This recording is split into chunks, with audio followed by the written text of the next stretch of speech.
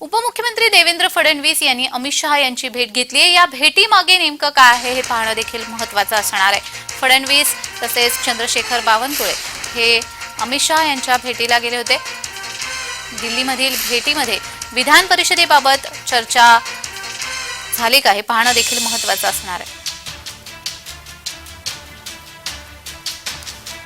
या संदर्भात अधिक माहिती देण्यासाठी आमचे प्रतिनिधी मनोज दयाळकर हे आपल्याशी जोडले गेलेले आहेत। मनोज, देवेंद्र फडणवीस तसेच अमित शहांच्या या भेटीमागे नेमकं काय हा सवाल आता उपस्थित होतोय, या संदर्भात अधिक माहिती।